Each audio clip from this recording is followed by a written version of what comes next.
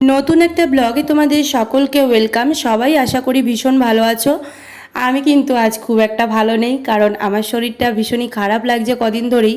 কিছু কিছু প্রবলেম হচ্ছিল, যার কারণে আজকে ইউএসজি করতে গিয়েছিলাম। তো ওখানে গিয়ে কোনো ভিডিও ক্লিপস তুলতে পারিনি, আমি বাড়ি চলে এসেছি।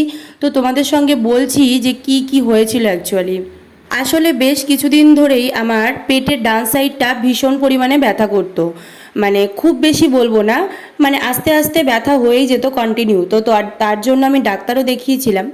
তো উনি বলেছিলেন যে ওষুধ দিয়েছিল, সেই ওষুধটা খেলে পরে যদি না কমে তারপরে ইউএসজি করতে আর কি।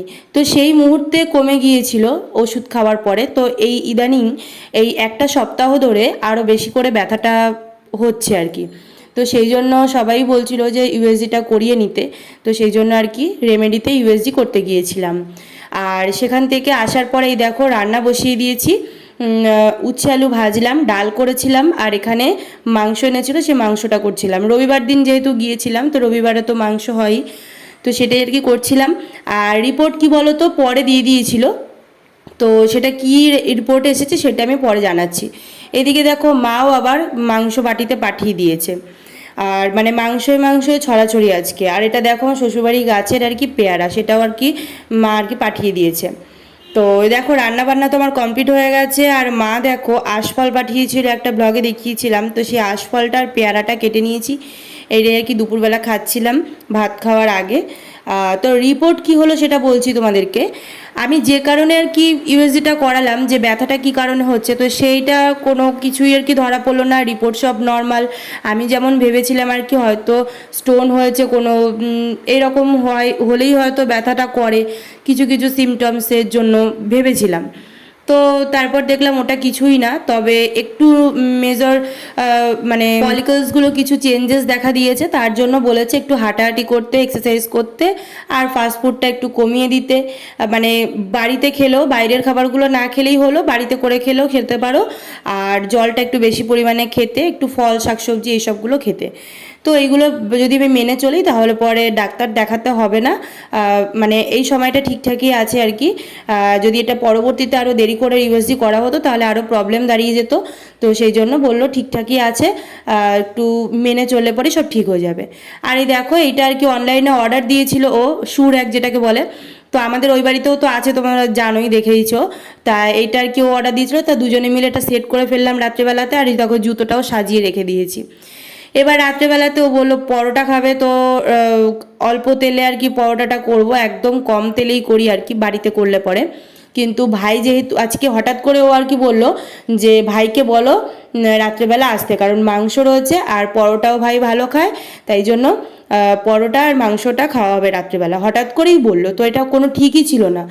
তো তারপরে ভাইকে তো ফোন করলো ও যে তাড়াতাড়ি করে চলে আয়, একসঙ্গে সবাই মিলে খাওয়া দাওয়া করবো। তো তাই জন্য আর কি পরোটাটা তাড়াতাড়ি করে নিচ্ছি। আর মাংস তো রেডিই আছে, শুধু ওটাকে একটু গরম করব, তাহলেই হয়ে যাবে আর কি। তো এই দেখো ভাইয়ের জন্য বেড়ে নিয়েছি। আর পরোটার সঙ্গে এই একটু পেঁয়াজ না হলে ভালো লাগে না। আমার রান্না করা মাংস প্লাস মায়ের রান্না করা মাংস একসাথে মিক্সড করে আর কি দিলাম ওকে। তো এই যে ও খেতে বসে পড়েছে, আর ওকেও দিয়ে দিয়েছি, দুজনে মিলে একসঙ্গে খেতে বসে পড়েছে। আর খাওয়া দাওয়ার পরে ও লস্যি এনেছিল, সেই লস্যিটা আর কি দিলাম খেতে। আর আমি আর কি পরোটা খাইনি, আমার তো শুনলেই এই অবস্থা। তাও এই ছোট্ট একটুখানি একটা মানে তেল ছাড়া আর কি ভেজেছিলাম 2 পিঠ উল্টে পাল্টে, আর অল্প কটা ভাত নিয়েছিলাম। এই হয়েছে আমার খাওয়া। 1 পিস মাংস নিয়েছি, একটা আলু নিয়েছি, একটু ঝোল নিয়েছি, ব্যাস। তো এই লস্যিটা খেয়ে নেওয়া হলো রাত্রেবেলাতে। আর ও বললো যে ভাইকে আজকে থেকে যেতে, কারণ সেই দিন আর কি কোপা আমেরিকার যে ফাইনালটা ছিল, ইউরোর ফাইনাল ছিল রাত্রেবেলাতে প্লাস ভোরবেলাতে। তো সেই জন্য দুজনে মিলে একসঙ্গে দেখবে বলে এই জন্য ওকে থেকে যেতে বললো। আর এদিকেও কি একটা জুস আছে না, মিনিট মেইড, এটাও খেতে ভালো লাগে বেশ, ওটা নিয়ে এসেছিলো ভাইয়ের জন্য। তো তারপরে দেখো একটু লুডো খেলছিলাম তিনজনে মিলে ফোনে। তারপরে ভাই তো ঘুমিয়ে পড়লো, একসাথেই শুয়েছিলাম আজকে। আর ভোরবেলাতেই সকালবেলা তাতেই করে ডেকে দিয়েছি। উঠে আর কি মেসির খেলা দেখছিল আর কি, আর্জেন্টিনার ফ্যান, চা করে দিলাম। ও আর কি বাবার সঙ্গে একটু ডাক্তারের কাছে যাবে, বাবাও আর কি ডাক্তার দেখাতে যাবে। বলেছিলাম না তোমাদেরকে যে বাবার সুগারটা অনেক পরিমাণে বেড়ে রয়েছে, তো সেই জন্য আর কি ডাক্তার দেখাতে গিয়েছিল। তো ভাইও সাথে গিয়েছিল আর কি। তো পরের দিন আর তেমন কোনো ব্লগ তুলতে পারিনি। আর এই দেখো দুপুরবেলাতে আমি একটা ভিডিও তুলেছি। এই দেখো কত সালের মেয়েরা কীরকমভাবে ওড়না নিত, এরকম একটা ফানি ভিডিও করেছিলাম। সেটা রিলসে তোমাদের সঙ্গে শেয়ার করেছি, যদিও তোমরা অনেক ভালোবাসা দিয়েছো, অনেকের ভালো লেগেছে, কমেন্ট করেছো, আমিও খুব খুশি হয়েছি। তো এই তো ভিডিওটা মোটামুটি তোলা হয়ে গেছে। আর সত্যি এটা কিন্তু একদম ধ্রুব সত্য যাকে বলে। যাই হোক, তো ভিডিও তো আমার তোলা হয়ে গেছে। আর রাত্রেবেলাতে দেখো রান্না কি করব, মাছ এখানে ছিল, এটা শাশুড়িমা পাঠিয়েছিল আর কি, কাঁচা মাছ আর কি। তো সেটাকে একটু ধুয়ে টুয়ে নিয়েছি। আর 2 পিস মাছই রান্না করব রাত্রেবেলাতে, নুন আর হলুদ দিয়ে মাখিয়ে নিচ্ছি। আর তেমন কিছু করব না, ভাত করব, আর ওদিকে পেঁয়াজ পোস্ত করব, আর মাছের ঝোল করব। তো পেঁয়াজ পোস্তর জন্য দেখো পেঁয়াজ, আর ওদিকে মাছের ঝোলে টমেটো, পেঁয়াজ, কাঁচা লঙ্কা, আলু কেটে নিয়েছি। আর এখানে পেঁয়াজ পোস্তটা একদিন হঠাৎ করে করেছিলাম, ওর খুব ভালো লেগেছে। তো সেই জন্য আর কি আজকে আবারও করতে বললো বলে করছি আর কি রাত্রেবেলাতে। এইটা কিন্তু দেখো তেমন কোনো উপকরণ একেবারেই লাগে না, একদম নর্মাল মানে খাবারটা, তাও কিন্তু খেতে এত সুন্দর লাগে গরম ভাত দিয়ে। মানে একবার করে দেখো, সত্যি ভালো লাগে। প্রথমে দেখো কড়াইতে আমি সর্ষের তেল দিয়েছি, অবশ্যই করে সর্ষের তেলই দেবে। তো কাঁচা লঙ্কা দিতে পারো, আবার আমি একটু শুকনো লঙ্কা আর কালো জিরে দিয়েছিলাম ফোড়ন। আর তারপরে পেঁয়াজটা দিয়ে দিলাম, আর একটা কাঁচা লঙ্কাও দিয়েছিলাম, আর নুন আর হলুদ দিয়ে পেঁয়াজটাকে খুব ভালো করে ভাজা ভাজা করতে হবে। একদম যখন লাল লাল করে ফ্রাই হয়ে যাবে, তখন এই পোস্তটা যে বেটে রাখো আর কি, তো পোস্তটার মধ্যে তোমরা কাঁচা লঙ্কা দিয়েও বাটতে পারো, আবার এমনিও নর্মালি বাটতে পারো। তো আমি এই পোস্ত বাটাটা দিয়ে দিলাম, আর অল্প সামান্য একটু জলও দিয়ে দেবো। দিয়ে পরে বেশ সুন্দর করে নাড়িয়ে চাড়িয়ে কষিয়ে নেব। তারপরে যখন দেখবে জলটা আস্তে আস্তে টেনে আসছে, তখন বুঝতে পারবে যে মোটামুটি আমাদের পেঁয়াজ পোস্ত রেডি হয়ে গেছে।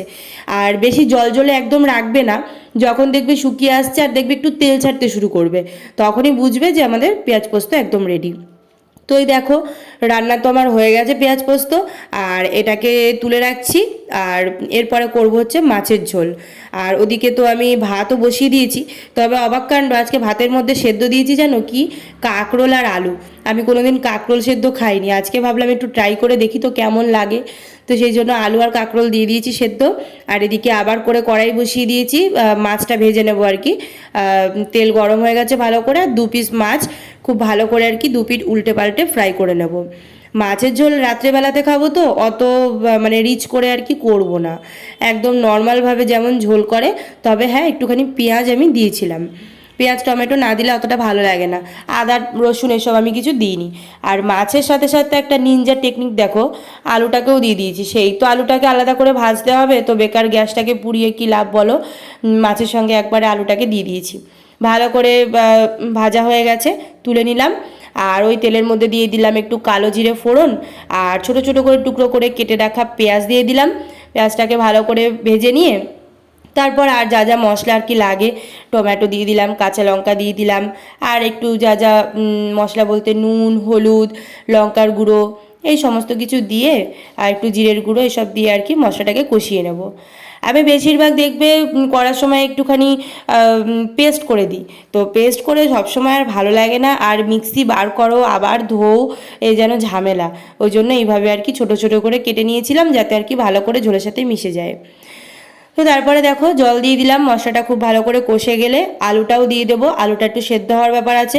আর মাছের ঝোলে আলু অত খাই না, তো ওই জন্য দুজনে দুটো দুটো করে আলু দিয়েছিলাম আর কি, মানে একটা আলুই আর কি ভেজে নিয়েছিলাম আর কি। আর দেখো ঝোল ফুটে গেছে, মাছও দিয়ে দিলাম, আর সবার শেষে একটু গরম মশলার গুঁড়ো দিয়ে নামিয়ে নেব। এই তো মোটামুটি আমার মাছের ঝোল রেডি হয়ে গেছে। আর ওদিকে আলু আর কাঁকরোলটা কেমন করে মাখবো বলো তো, সর্ষের তেল, একটা কাঁচা লঙ্কা আর নুন দিয়ে মেখেছিলাম। সত্যি বলছি খেতে কিন্তু খুবই ভালো লেগেছিল, ভেবেছিলাম কেমন লাগবে কি না, কিন্তু সত্যি ভালো লেগেছিল।